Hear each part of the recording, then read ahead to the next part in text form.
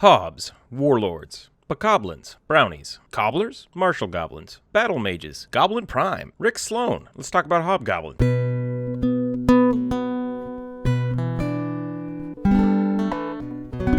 Hobgoblins? Didn't we already do goblins? The hell's a hobgoblin? A goblin but bigger? No, we already did bugbears. What do you mean they're hairless, small bugbears? Isn't that just a person? A human goblin? A human goblin? A hobgoblin? A hobgoblin? Okay, yeah, hobgoblin. We'll go with that. They're people goblins. Hobgoblins are another example of D&D taking something from myth and legend and doing something completely different with it. Somewhere smashed into the northern England and Scottish lore, hobgoblins were much closer to sprites or house elves than the hobgoblins of the Dungeons & Dragons universe. The name hobgoblin comes from the word hob, meaning elf, goblin, which was, it's a goblin. It's just specifically, it was, a little ugly, hairy fairy. I swear to Saren Ray, that's on the Wikipedia page. Look it up. It's great. So hobgoblins were seen as mischievous, hairy sprites. Other references show them as being very cunning and tricksy. You can see an example of this in the character Puck from A Midsummer Night's Dream. He was supposed to be a hobgoblin. But aside from that, they basically just lived in houses or shops and did chores at night when people weren't around. And that's kind of like where the story of the cobblers came from, like them or brownies, depending on where folklore came from. I don't know how D&D went from being small, furry house elves, I'm looking at you, Harry Potter, into the most cunning of all the goblinoid races. And yes, I did say goblinoid races. And not the kind that steal the heat from your pizzas, although I suppose that is something they would do. All right, Domino's, you win this round, but I'm gonna keep thinking about the Noid. Can you make a D&D character of the Noid? Does he jump on things? Does pizza exist in the D&D universe? That could be a thing. Note to self, food of Dungeons and Dragons. But instead, it is a goblinoid race that not only admits to being the most vicious, the smartest, but it also boasts about being the progenitor of all other goblin races. Not only do they claim to be the ones that domesticated wyverns for riding, but also turned wolves into wargs as well, selectively breeding themselves into becoming the more sneaky and the more ferocious. I think you can kind of see where I'm going with this strange eugenics race, like the master goblin race. That's right. All goblins are in fact poodles. Hear me out. Green, hairless poodles, selectively bred for their tall hobgoblinness, for their tall hobgoblin masters. Tall hobgoblin masters. Goblins are basically pugs, but with more teeth. And I guess maybe that would make the bugbears the poodles. Could go with a chow chow. Note to self, make a bugbear druid named Chow Chow that only turns into poofy dogs. Anyway, D&D hobgoblins stray pretty far from their folklore origins, which is pretty weird considering how ingrained they are in the D&D universe. For a long time, hobgoblins in the elder editions of the game really were looked at as just martial goblins. They had a bigger con score, more dexterity, and they were just as evil as all get out. They did retain their stealthy nature, as of the other goblinoids did, but that's really all they were. Basically just next level goblins for higher level encounters. This carried over all the way to 3.5 and Pathfinder, but until 5th edition we didn't really see much of a change. But the only thing that I think does make this pseudo sprite different than a lot of the other races is their martial prowess. These cobbler goblins weren't meant for just making shoes. They were meant for war, combat, strategy, and we see this falling back into the lore. From crafting wargs and wyvern riders to breeding goblins and bugbears. They are supposed to be a very war-hungry race, always looking for the most brutal and vicious among them. And as such, we've seen their adeptness with martial weapons and skills, which I think is actually really cool for a race to also be capable of magic and intrigue, as well as the disciplines of war. We see this a little bit with elves and dwarves being craftsmen as well as fighters, and we really only see that with the core races. Everything else is very specialized and focused, and usually there is one path for many of these monster races. If you want to play a hobgoblin straight out of 5th edition, you get a small boost to Constitution and Int, which isn't all that impressive when it comes down to the monster races. They do have pretty cool features, though. I mean, it's basically just the standard monster block. How do we make it tougher? We'll give it more Constitution. Oh, they want to be cunning. Okay, they have one more Int. It's not all that interesting. They do have some pretty cool features now, though. And as for the stats, it's really up to you whether or not you want to just take what they have for 5th edition or some of the older editions, or if you want to bring more versatility into it and give them more variety. I honestly think that they are more of a humanistic race because they are so adaptive and they are so cunning and have the ability to adapt and change. Because of that, I would argue that they could take some of the versatility feats as humans, but you might have to trade depending on what your DM says. I basically think of them as the most humanistic goblins. If you just want to roll one that way, just use the human stat block, except you have pointy ears and you were raised by goblins or in goblin society. This is also a great way to start an evil campaign, and you can just roll it the same way as everybody being hobgoblins instead of trying to branch out into something that might be a little less accessible to newer players. This would allow you as a hobgoblin to take a bonus stat or just, a +1 to everything. That way you can really build a hobgoblin in the direction that you want to go without having to fiddle with the stats too much. I feel like of all the monsters out there, these really are the closest to humans. Before it starts getting really weird into the fey creatures and the half races like half elves and half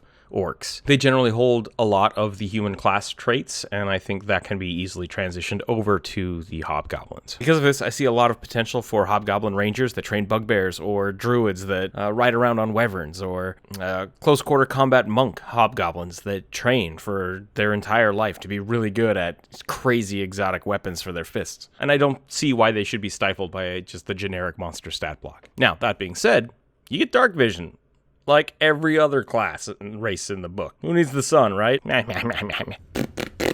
But you also get martial training and saving face. That's right, saving face, which I have found out is not in fact a high-level necromancy spell. But that's another video. Actually, wait, no, it's not. Martial training, on the other hand, it's actually really cool. This idea does go a ways back, and there are still some options for it in the Pathfinder universe as well as 3.5. You basically get access to some chosen martial weapons as a racial trait instead of your stealthiness, which I could take that here or there. But that's really cool.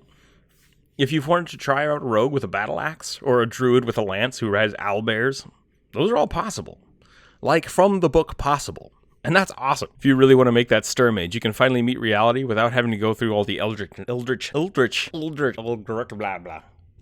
Knight stuff. They call me Old Greybeard. They call me Old Greybeard, keeper of the eternal flame, and this is my humble sword, Johnny Flameberg. Or you can outfit your bard with a real battle axe that he strums on the bones of his enemies. I'm getting off topic. This once again adds a bit more variety to the hobgoblins that can lead to some really unique character builds. You could always get these things by multi-classing, and I've seen a lot of people just dip into fighter or dip into monk just to get access to some of these unique weapons. But with the martial training, you can just do that because you are a hobgoblin. Hobgoblins are supposed to be very adaptable, very versatile, very cunning in the ways of fighting. And so I think that's great that expands to all of the classes. Now, something that is unique to 5th edition that I think I might start adding to some of my other campaigns is the saving face trait. It works a little bit like Inspiration or the War God's Blessing from the War Cleric domain. Basically, if you miss with an attack roll, ability check, or saving throw, you can gain a bonus equal to the number of allies you can see within 30 feet. And that is amazing. Sure, if you only have a party of 2, maybe not so much. It's one of the wildest things I've seen in a long time. You slip and fall on your face. No, I don't. What? Nope. Didn't do that. Totally fine. Your party's just sitting there looking as you're brushing mud off your face. Yep, totally made that jump. No problem. I would even go a step further to let my players cast it on other players in their sight range. Kind of as a weird form of peer pressure. Like, you suck, jump higher! You can totally become this really loud drill sergeant, just commanding the more inept party members to do better. Like, giving your whole party a little bit of a combat or a skill boost, I think is a really cool idea. And it lends to that pack mentality of, hey, let's work together as a cohesive unit. I mean, if there's a whip, there's a way, right? Yeah? Lord of the Rings? Nobody?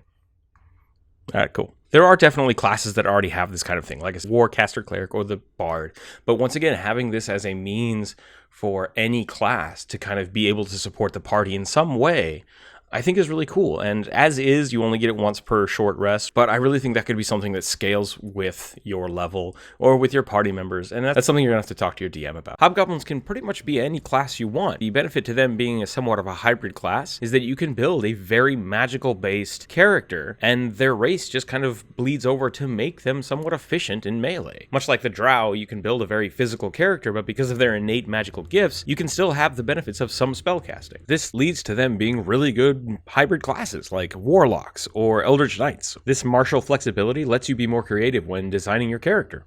And it really is something that I think could add a lot to the game, as having a martial champion that is commanding their party, and that's how they're buffing them. Instead of having to dip, once again, into Bard, this could be a really cool way to kind of have those little clutch moments where you buff somebody up. I really do feel like D&T has kind of skewed the way we look at hobgoblins a bit. I see hobgoblins as a much closer to humanoid race than any other goblinoid. More well-rounded and structured, their military might can become a key factor in any campaign, with their abilities to control and command the likes of all other goblinoid races as chattel, like wargs and stuff. No, not cattle. Yes, goblin cows. And we have goblin snakes. Why not have goblin cows? Maybe they live with the decanter goblins up in the mountains. I don't know. What, you never heard of decanter goblins? Why should you? They basically live in one place and have rhino heads on goblin bodies. Whichever hobgoblin mastermind thought that was a good idea was not this guy. I am working on a way to get a sneak attack damage with a lance, though. Does falling from the sky count as mounted if you're using a lance? I feel like hobgoblins would definitely be on board for making a dragoon. Then again, mounted combat on the back of a bugbear does sound pretty awesome. What if the bugbear you're riding is falling from the sky?